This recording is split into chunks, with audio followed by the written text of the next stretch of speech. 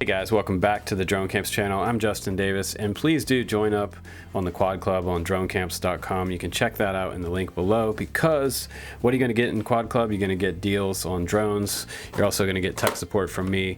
I've been doing this for over 5 years, so you'll definitely get some answers and direct email support. So anyway guys, check this out. This is from CES 2017. This is the Geniusidea follow drone. Comes in this cool little case, opens up. It has extra slots in here for adding extra batteries for traveling. It looks like 2 extra sets of batteries could be added in here along with your charger over on this side. Now what's cool about this is that yes, it is compact. It's easy to fit in a bag for travel. Also, you know, comes with this nice little case. But is this a DJI Spark alternative? Possibly for some people that don't want to go the full $500 range or that don't want to wait a year. You can also get different color bodies for this one. You can get pink, blue, I believe in a really cool metallic top and bottom. On the very bottom, check this out, it does have an extra camera on here, and this is not for video, this is actually for optical flow, and you have ultrasonic sensors on both sides as well for detecting the ground when it comes down to land. Now I flew this one in my flight tests, and it was very stable and very, very easy for someone who's brand new and just getting into this. But the coolest part of this quad is, let me show you this. I'm just going to pop this bottom right here. There it goes. And we're going to pull out this battery. Now check this battery out. This is different than what I've seen with a lot of other quads. This is a lithium ion battery, and you can get these just about anywhere. You can get them on Amazon.com. You can also get them from GearBest for about $11 a pair. These are supposed to get you in upwards of 20 minutes worth of flight time. Way cheaper than anything DJI offers, and way more available. Yeah, just go down to your local vape shop and pick up a couple extra, and they'll work with the charger that came along with it. So you put them in here just like this and plug it into your computer, and you'll start charging these. And they charge probably in about 30 minutes time, not too long. And if you look on the very bottom of the quad, you can see just inside here, there's a little negative right on this side, and there's a positive on that side, and that lets you know which way your batteries go in. They also have nice little pull tabs you can pull these in and out with. We were getting probably around 10 to 15 minute flight times off these batteries, so that's probably more realistic. I don't know if you're going to get 20 minutes flight time, maybe in a hover on a light wind day. This just snaps right back on just like that. Very simply comes on and off. Now the camera is not stabilized. It is tiltable down to 90 degrees, 60, 30, or 25, and back up to 0 degrees for straight on shots.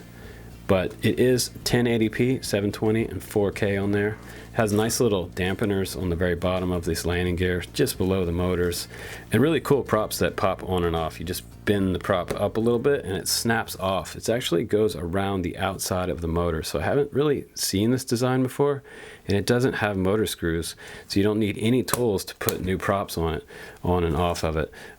New prop sets are also available for these right now, so there's no waiting for pre-orders or any of that stuff. So this one's already been out since about the beginning of the year, but just now started to become available. So pretty cool little quad. But before we go into much further detail, let's go outside and fly this one, and let me show you how gentle of a flyer it is and just how stable it is with that GLONASS dual GPS on board here. Pretty cool. Alright guys, here we are outside with the Geniusidea Follow Me drone, and this is that cool little quad with the batteries that you can get on Amazon for about $5 a piece. So it's kind of cool. These are lithium ion batteries, very different than what we've seen previously on the channel. So this is pretty cool. This is more like a close proximity selfie drone. It's not going to have a ton of range. It's also on Wi-Fi, which I usually prefer 5.8, but this is the way this one's set up, and that's how we'll fly it. So I was flying this before, and it felt like the motors got a little bit hot.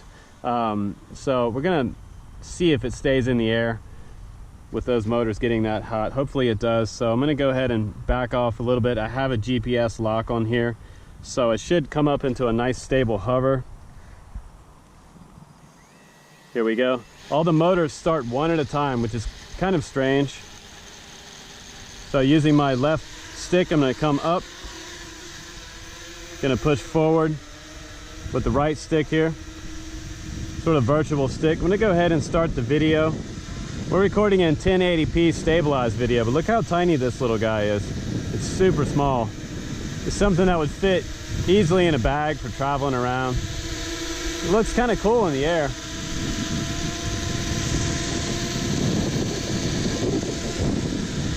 Take a little selfie.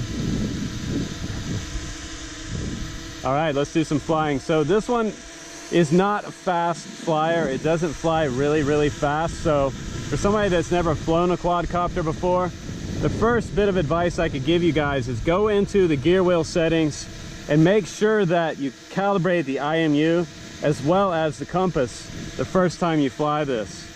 Let's go ahead and do some cruising out in the field. I'm gonna go ahead and get a little more altitude.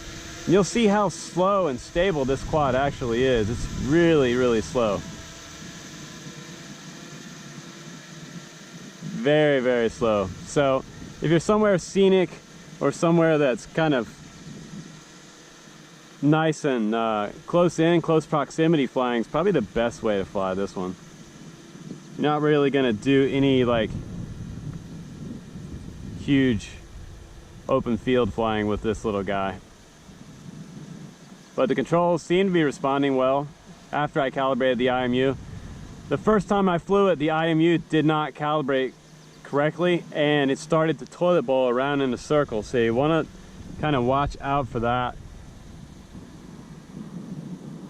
And if it does start to toilet bowl, meaning going around in circles without your control, on-screen controls working, make sure that you calibrate the IMU first. All right, right directly afterwards. Got a plane coming over my head, so I'm gonna go down a little lower here. Come in a little closer here. And let's see if we can't do the orbit mode. Check out the orbit mode on this little guy. Let's see how orbit performs on the Geniusidea drone. I think it's cool because it's so extremely portable. So I'm gonna go start it, press start on the screen.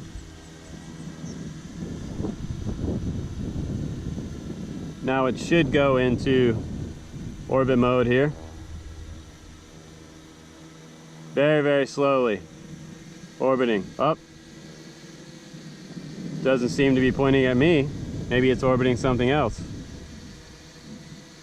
Now it's pointing to my left. Now it's circling, it's trying to circle me. I don't think it quite knows where the phone is. It's orbiting an invisible object over here to my left. So maybe if I move in the middle of it, we'll give you that orbit drone, follow drone. And maybe what I need to do is make the orbit mode just a little bit, the angle, the radius wider. So right now I only had it set to 1 meter. That's why I was doing that. So if you look down at the bottom of the screen, I'm going to change that out to about 4 meters. And we're going to start that process all over again. So here we go. It's going to do a nice slow orbit. I'm going to try to get somewhere close to the center. That looks pretty good. So now we shouldn't have any problem here with the orbit mode. I had it at 1 meter. I didn't even know it could do 1 meter. That's a pretty close-in selfie. 3 feet. See a little bit of stutter here on the screen, but the overall like frame rate coming back right close here, close to the drone, looks pretty good. Still coming around.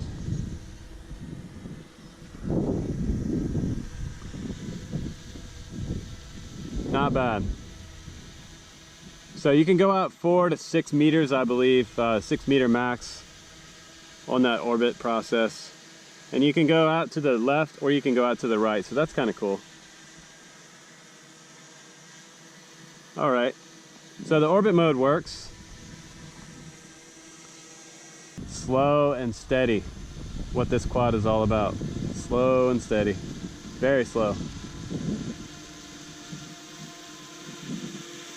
Now you should be able to change the speed of this quad inside the app. But for beginners, this is Very easy going. Now downwind, it does fly a little bit faster. Looks cool in the air. They say you're gonna get about 20 minutes on these batteries, but I think it's probably gonna be more like 10 to 15 minutes depending on your conditions. Try to be realistic.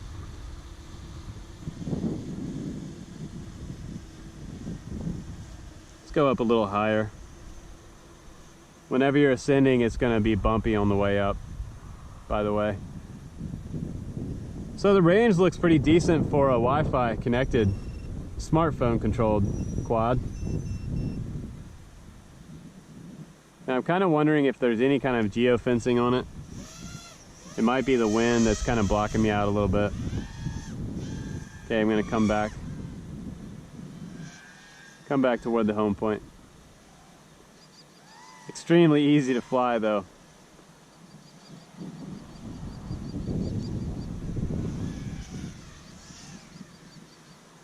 Okay, so I push return to home, and now it's on its homeward trajectory. Pretty cute little quad. Uh-oh. Somebody just hit the pavement over there. Hitting the pavement is not good. So that's about it for the Geniusidea follow drone. It was at CES this year, 2017. The CEO was talking to Roswell flight test crew about this one, and they had a lot of good stuff to say about it. So pretty compact little package, great for travel, and 4Ks on this little guy, so pretty cool. All right guys, welcome back from the field. We're just going to open up this app real quick for you and show you the app real quick before I let you go in this video. This is pretty important. Go ahead and power on your quad.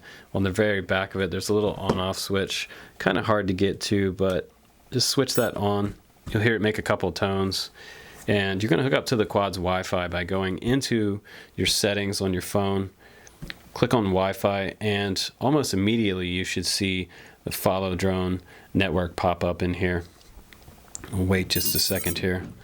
See, there it goes. We got a little construction going on outside, so I do apologize for that.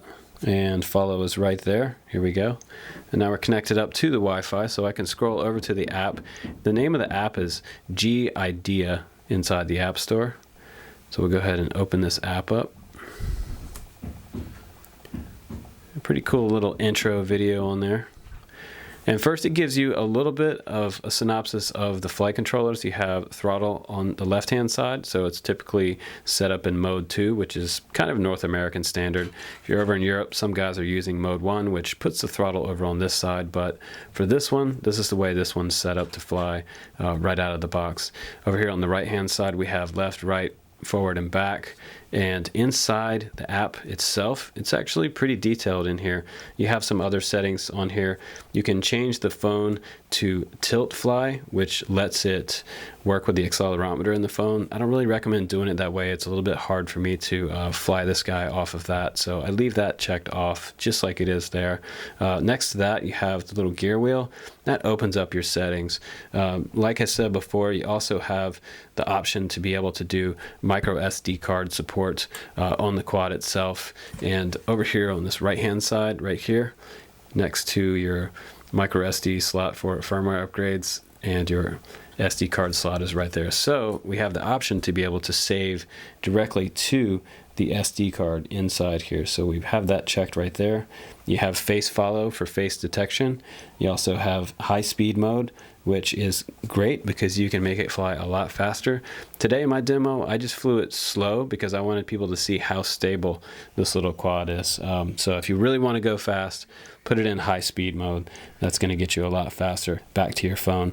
Also, you can turn on and off GPS, Wi-Fi update, system update, so you can do that with the USB cord or over Wi-Fi at home, which is kind of cool. You also have a calibration screen here that takes you into calibration for your IMU. If I had the quad started up and outside and GPS is loading, this would let me do that. Click that button there. You have to be ready for flight to do that. Now I'm going to go back out of that. And this is the tilt rotation for the IMU calibration of the GPS compass calibration rather, and you're going to have to do a series of flips here, and I'll show you. It gives you on-screen commands on how to do that. You're going to rotate it one direction, you're going to tilt it 45 degrees just like you see there, rotate it on that axis, tilt it again, rotate it on that axis in a complete circle, rotate it another 45 degrees once you come back to flat, and then rotate it one more time.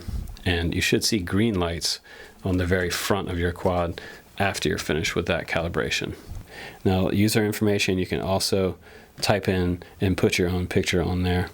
We have a weak signal because we're in the studio right now, but on this main screen, and it won't show you the camera view until you're actually taking off. So don't get confused if you buy this and you're wondering why you don't see a camera view when you first start up.